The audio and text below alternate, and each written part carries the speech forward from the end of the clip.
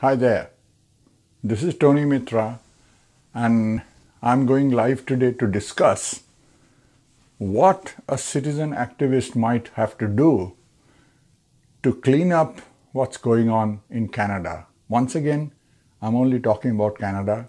People in other countries will have to take care of their system. Can you guys hear me? I hope you can hear me because I'm using an external microphone. Now, citizen activism. Here is what I have to say. Yesterday we protested against the mandatory masking in downtown Vancouver, and I'm on the whole I'm disappointed. I don't like to artificially feel good by saying it was great. It wasn't. One reason is that the numbers of people protesting are dwindling. We are not winning over the other side. And people who used to join us before are also either tired or fed up or just not interested anymore. They're not impressed. They're not joining. Now, the thing is, the government allows us to protest so that they can keep on the facade that this is a democracy where people have the right to protest. And the government can happily ignore us because we are laughable. We don't have not even 1% support. We don't even have 0.1% support. We have only 20, 30, 40, 50 people out of a population of several million in this province. This is laughable. So they can ignore us and continue to do whatever they're doing, and the slippery slope that the country is in is continuing. It is time to introspect and figure out what is it that we need to do to win this war. Now, why do we protest? It's not a bullshit question. It is a question designed to make people think. Why do we protest? Yes, most of us agree. Most of us that do protest agree that our democracy is being hijacked, our freedom is being hijacked, our liberty is being hijacked, and COVID-19 is just an excuse. Yeah, we know that. But why are we protesting? This is the million-dollar question for me. Why are we protesting? One might assume that we are protesting because we want this, what is going on by the government, to stop, so that Canada can get its own life back, own history back, own way of life back. We can get our own lives back. Economy can come back to normal. People can lead their life as they were doing, and then think about how to solve problems of, environmental disaster or overpopulation or whatever else it is, how to solve it. Instead of being forced to cripple ourselves, surrender our freedom, and go under the control of a non-Canadian, faceless, secretive group of cabals, New World Order, whatever, to take control of the entire world under one non-elected governance.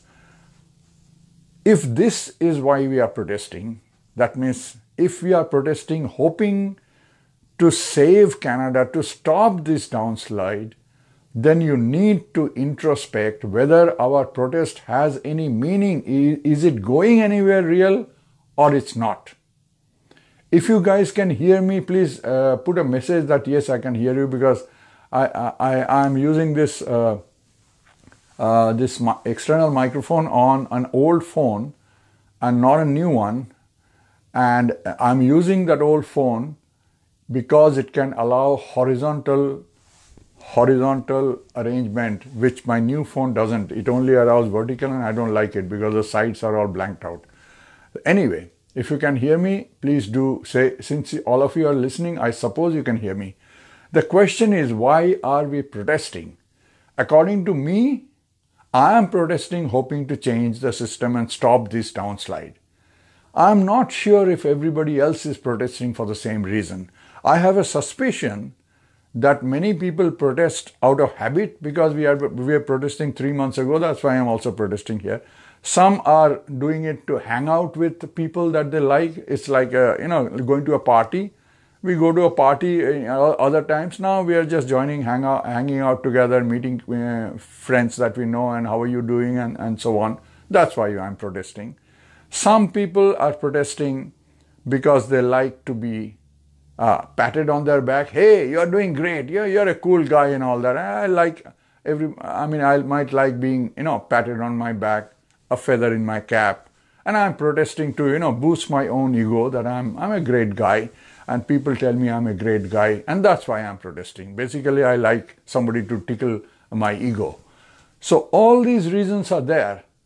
And I have been wondering why we protest the way we do, because we are not reaching anywhere near the goal of pushing the government back at this destruction of our way of life, because we cannot achieve that unless we have huge support.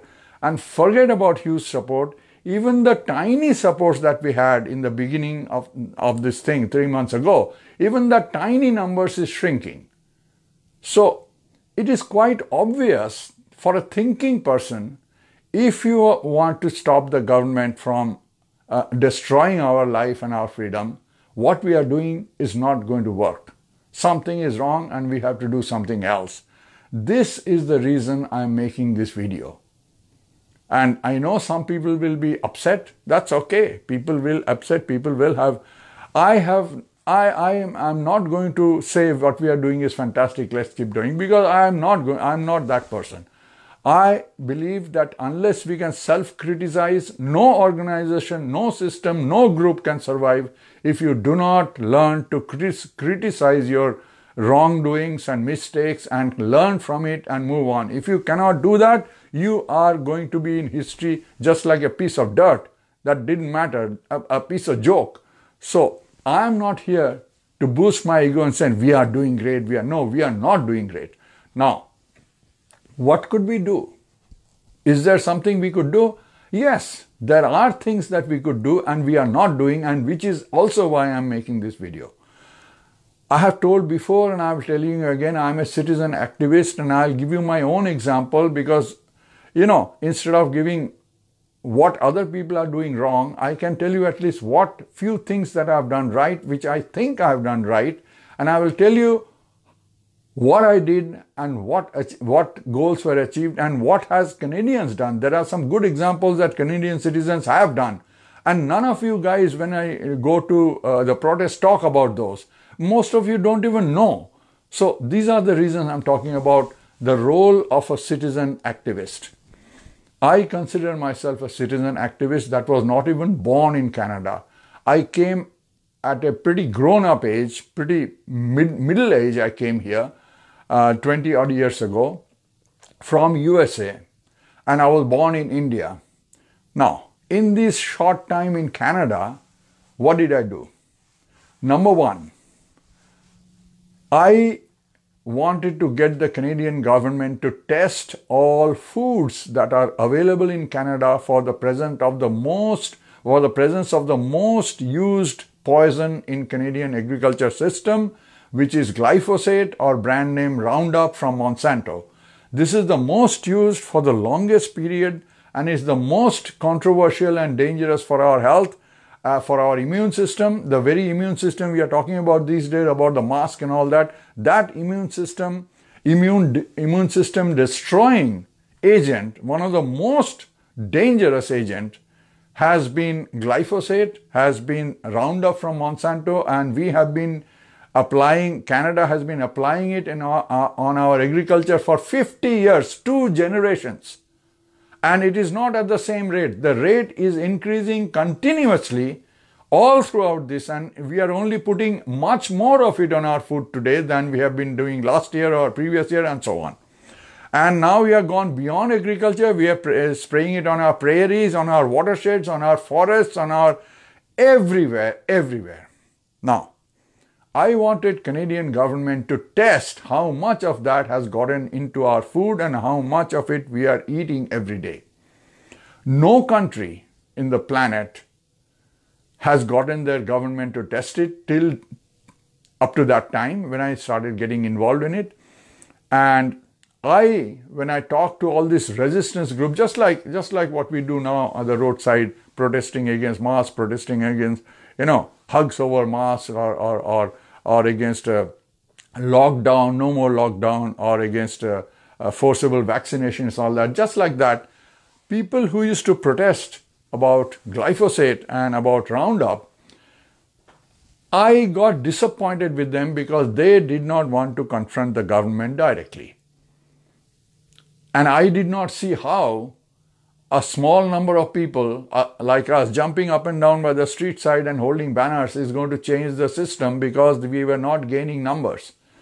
And whether you gain numbers or not, whether you gain people who sympathize with you or not, that in itself doesn't solve the problem. The problem is still involves going to the government to disallow what is being allowed. So, I personally broke rank, stopped hanging around with all these groups, and went after the politicians single-handed. Because nobody in this great country of 30-odd million people, not a single person would agree with me to go after the government. All kinds of excuses they said. It is pointless going after the government, as if what they are doing was any point, it's pointless. They will get angry on you. They might even press charges against you. Why? You want the government to test poison in food. Why should they put you in jail? And even if they put you in jail, is that reason enough for you to continue to eat poison? I mean, I got so fed up, and some even give absurd logics that even if you succeed in the government stopping that poison, they will simply start another poison. So therefore, I should not protest. I mean, the kind of logics that came from the same group I used to hang around with it is unbelievable. So what did I do? I told you I'm a very stubborn person. I don't give up easily. I don't scare easily. I don't get distracted easily.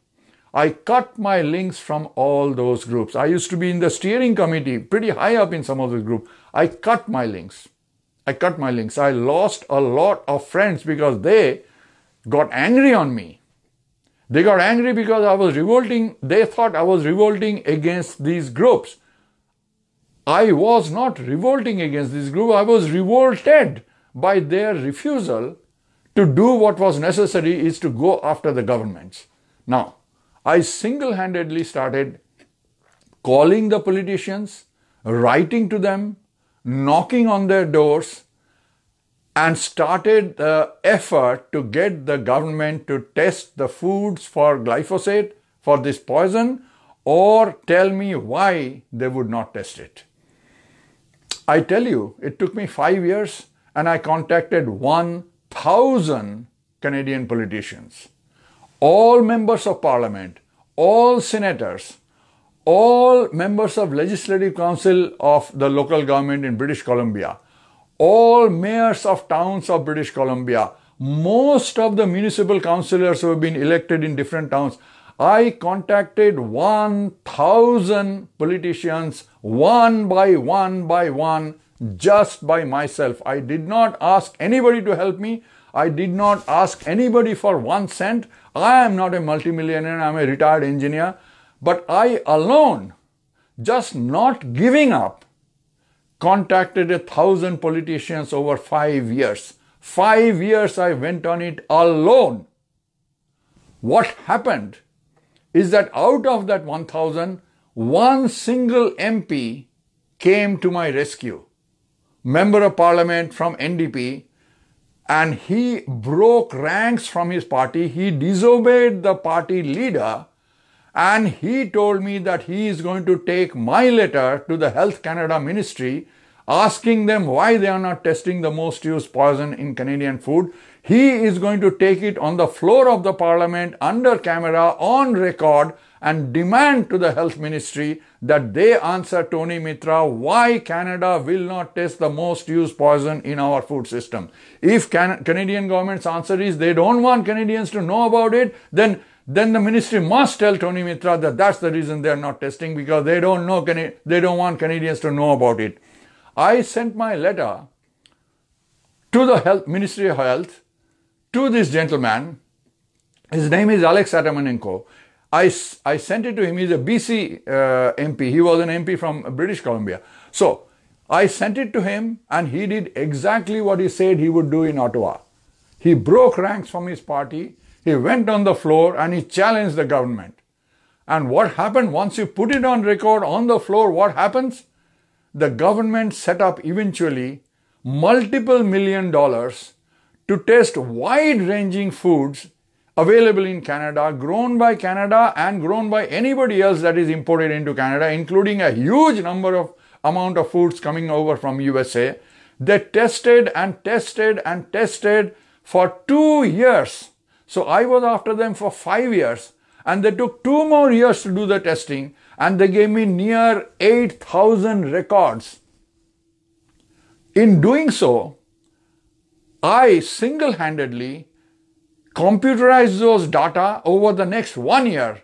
I did not sleep for nearly 1 year after that to put them into gigantic spreadsheets and analyze the data, and came up with the same conclusion that most of us suspected, that North America, Canada and USA together makes far and away the most toxic food on the planet Earth.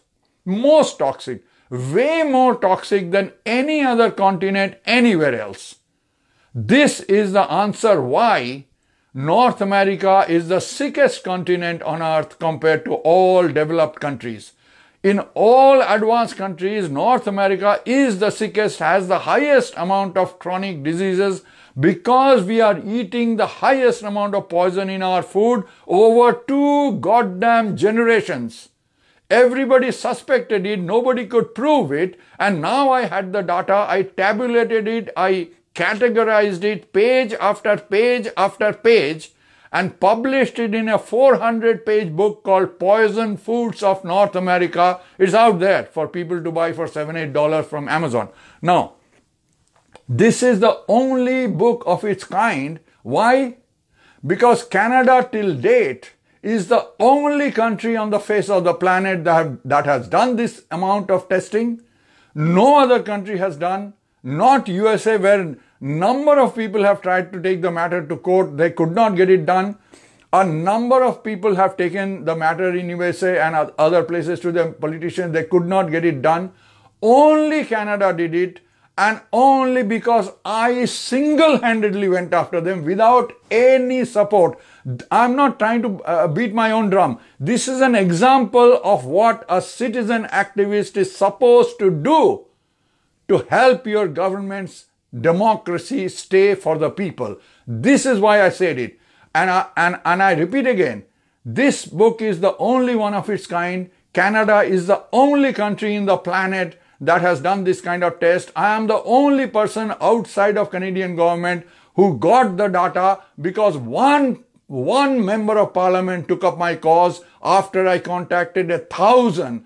This is the kind of stuff that a conscientious citizen activist is supposed to do, not hang out with friends and just protest which is meaningless, which is not gaining support, which is not gaining numbers. And if you don't gain numbers, you can't fight this thing unless you take it up individually like I did. Now, that's not the only thing. I told you all that I'm going to municipality door by door. I mean, going to the homeowners door by door to get them to revolt against the municipality and to get the municipality to drive a wedge in the government and fight on our side, one part of the government fight on our side against the higher levels of government and try to win this battle. Now, some of you might think this is impossible, it's not going to happen. Let me educate you. Precedence has been set in Canada by Canadian citizens doing exactly what I'm trying to say on a slightly different matter. For instance, pesticides that was making people sick. I don't know whether you are aware or not, but it is a municipality in Canada that for the first time went against the government-approved system of this poisoning everything in our lawns and grassroots. It happened in one municipality, not in BC. In one municipality, they went against the government and banned this, one only municipality. And when they banned it, they immediately got sued by the Supreme Court. When they got Supreme Court, they went to Supreme Court and fought their case. They won the case against the government and the big corporations. And once they won the case, they set a precedence. This is legal precedence. It's called jurisprudence. They set the jurisprudence. So municipality after municipality after municipality banned the use of these pesticides, and they were no more challenged by anybody because the precedence has already been set. This is part of Canadian history. Most Canadians don't know about it. I know about it because I studied it. It happened in a municipality outside of Montreal. The name of the town is Hudson. I went and contacted those people, the municipal people. I had an interview with their environmental group, and all this happened. This municipality went against the government and took the government and banned something that was approved by the government because of a single person in that municipality that went door to all the people. Municipality didn't want to do that. They said, we are not going to, this is not our matter, this is federal matter, where the big corporations, they give us a lot of donations, forget it, I'm not. This one lady single-handedly went door to door. Her name was June Irwin. She went door to door. She took 2 years to convince enough people in the town of Hudson to go to the municipality and simply tell them, either you ban this pesticide spray now, or the municipal election is round the corner, we are going to stand for election, boot all of your ass out of the municipal parliament, and we are going to ban it. So you have only two choices: ban the thing now or get booted out of your office. The municipality banned it the next day, although it is national, it is government, it is federal, blah, blah, blah. And then when they got sued, they fought the case in the Supreme Court and won the case. All this happened because one single person, June Irwin, a Canadian lady, single-handedly made the municipality go against it. The municipality set an example, and every town today, if it wishes to ban it, can ban it. In my town, glyphosate and any of these herbicides cannot be sprayed on your lawn in residential areas. It is illegal now. Because of June Irwin's work, when we pressurized our municipality to do so, they went around and did so, and there is no challenge. In our town in Delta, this glyphosate herbicide cannot even be sold in a store. You can go to some other town and buy it, but you cannot even sell it in this store. And if you apply it and if you get caught, you'll be fined by the municipality. So, if you think that municipal governments will not go against a higher level of government, you are wrong. And if you think a few people cannot change the mind of the municipality, you are also wrong. All you need to do is study Canada's own history. I am not a born Canadian, but I studied the history. I went to the municipality. I met the person, June Irwin, who did this groundbreaking job back in 1990. Unfortunately, she passed away a few years ago from cancer. But Canadians have done that. Municipalities can do that. We need dedicated people. So that is why I am going door to door. It's not that I have the brightest idea. If you have a better idea, go ahead and tell me and I'll join you. But standing on the roadside with a shrinking number of people and jumping up and down like monkeys is not. Everybody laughs at us. I mean, even that son of a bitch, a Cactus Club refused to serve you. And it is clearly a violation of law. It is discrimination. Since mask is not mandatory and they are serving the public, whether they are private corporation or whatever, they are serving the public. They cannot discriminate among the public, and that is a law. That is against the law. Discrimination on your political affiliation, or your race, on your color, on your sexual orientation. All of these are discrimination. All of these are against the law, and they can get away doing it, and we are just jumping around like monkeys. And this is the problem. We need to know what to protest and how to protest, not hang out with our own people and trying to get you're a great guy and ooh. I mean, what is the point of doing all this unless you want to, waste everybody's time and tickle your ego, nothing else. And let me tell you some more thing. You don't know me in many ways what an activist can do. I, Tony Mitra, got one federal politician out of the ballot. One politician who was crook, who was destructive, who was not good for the people, I got that guy off the ballot. I forced him to step down from standing for the election. And that happened in British Columbia in the town of Vernon. Most of you know where it is. Many, many years ago, one of the well-known activist citizens there called Huguette Allen, she's a French-Canadian settled there, she complained to me, I don't live in Vernon, I live here. So she complained to me that an extremely disastrous candidate who has been poisoning the forests, which is helping kill the wildlife, finishing off the biodiversity of the forest, because of the working for the logging corporation, spraying this poisonous herbicide, same thing I was going against, all across the Crown Forest for 20 years. And this guy now wants to stand for election as a federal MP, riding on the Green Party ticket, because Green Party is popular there. So, and this guy is absolutely toxic and horrible kind of person, and he is now standing for Green Party. I am so fed up and this and that. I said, why don't you all protest in Vernon? I don't know. The thing is, she asked me, living in Delta, if I can do something to help them. And I went after this politician myself, single-handedly, hammer and tong. I was invited to speak as a keynote speaker downtown Vancouver those days in March Against Monsanto in front of the same art gallery. And there used to be a huge crowd those days, huge crowd. And they had a daylight screen to make your presentation.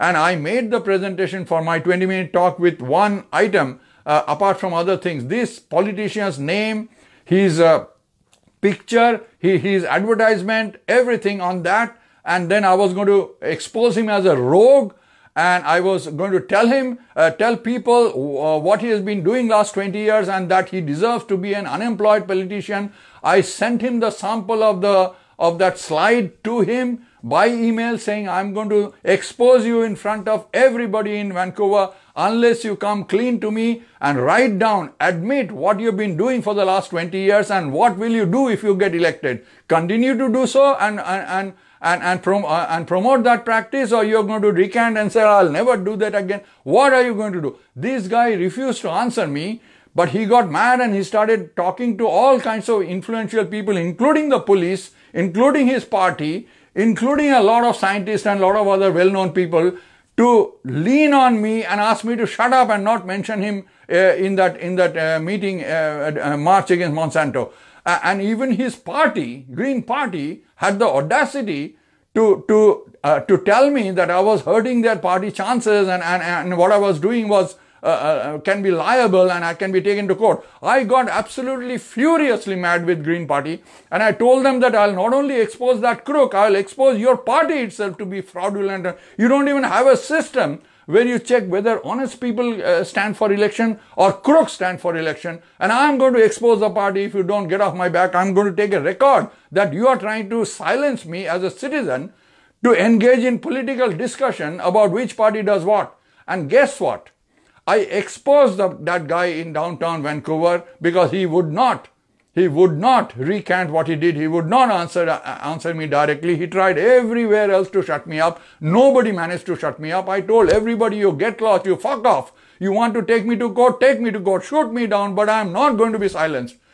And what happened is, before the election, Green Party realized they got a real hot potato. It is unhandleable. They are going to ruin their chances. And they had an internal meeting, confronted that guy and forced him to step down, and they replaced him with another guy in that election. The motto of this story is, I alone as an activist got one rogue politician off the ballot. Now, if I could do it, so could you. If 1,000 Canadians did that and got 1,000 rogue politicians off the ballot, we will already have solved half the problems of Canada. This is why I'm talking about it. I am not trying to beat my own drum. A citizen activist can do a hell of a lot of things if you put your mind to it. God gave you a mind, think about it. What we are doing is not producing the result. It is a bloody waste.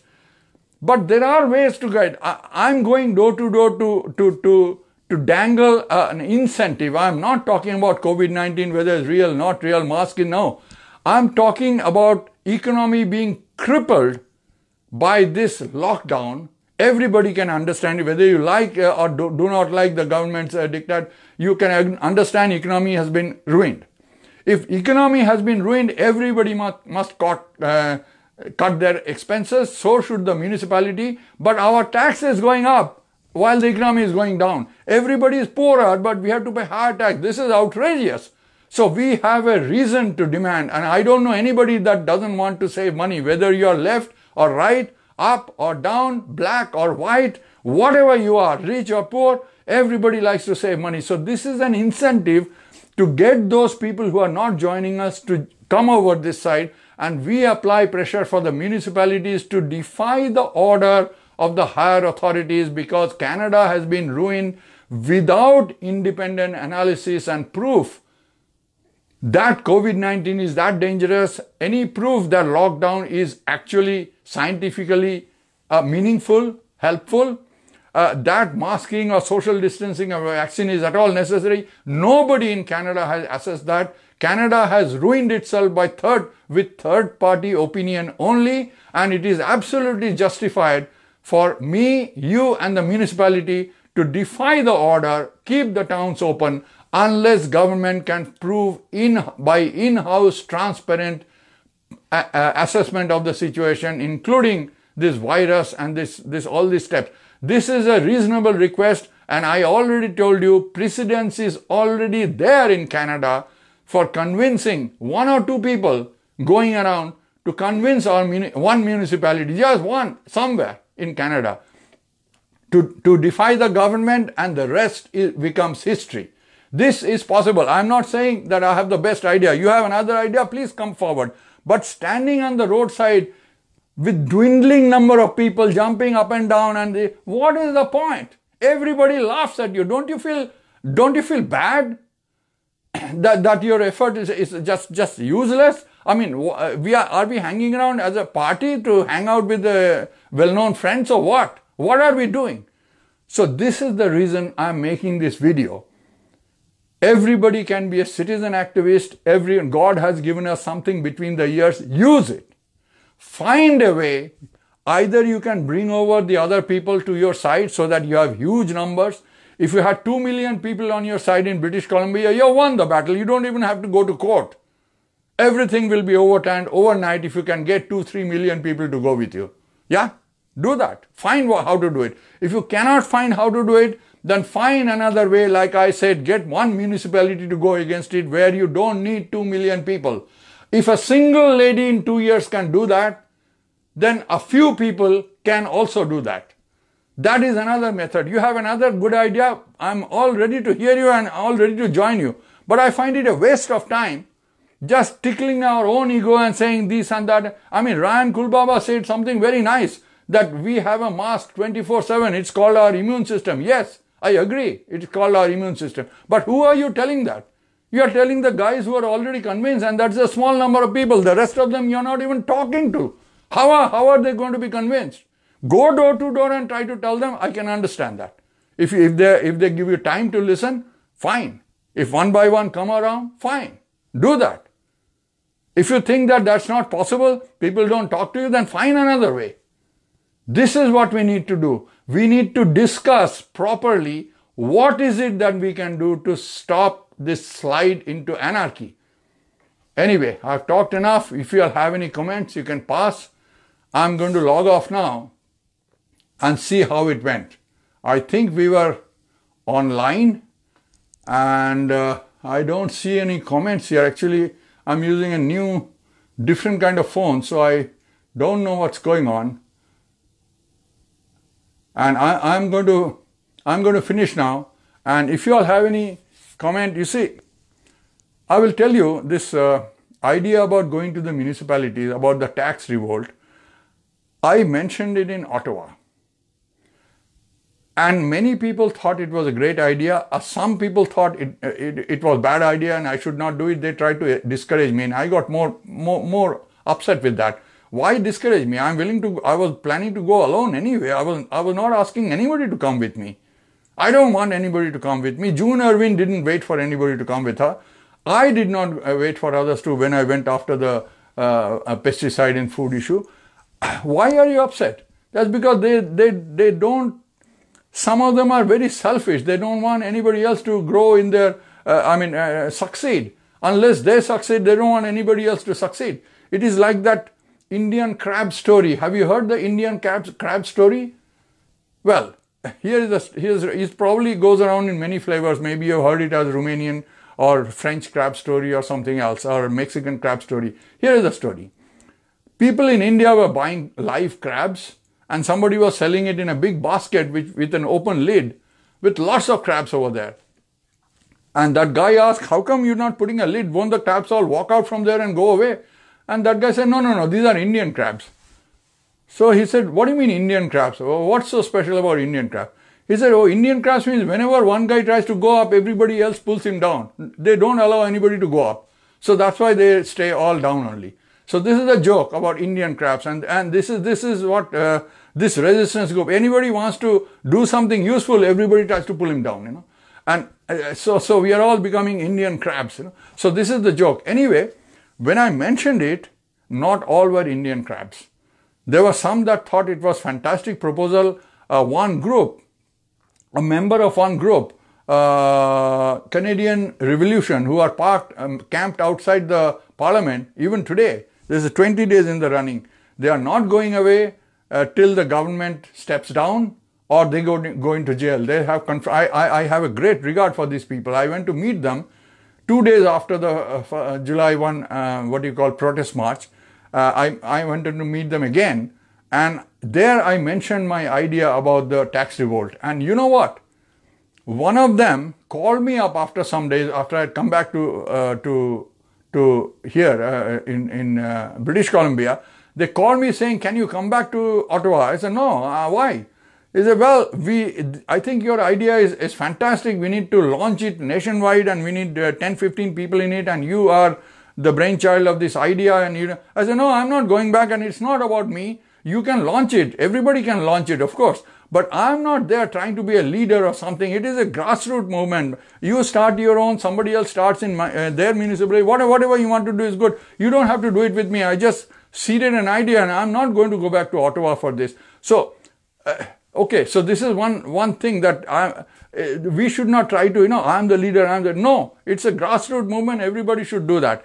And now they found it interesting enough, and when they had a roundtable conference online with a group called The Myth is Canada, and they wanted to call some important people, they told that in the western part of Canada, if you want to know what's going on and unique ideas and novel methods, you got to call Tony Mitra. And those guys who don't know me, I don't know them at all. They invited me to the roundtable conference and went there. And I told them that, if you want to, for instance, Ryan Kulbaba, you should have invited him for a meeting, because they are doing a lot of things. There are a lot of good people in the western part of Canada doing a lot of good things. I'm just a lone maverick. I don't even belong to, honestly, any particular group, although I hang out with Ryan and all that party quite often. So they took note. Maybe they'll call them again.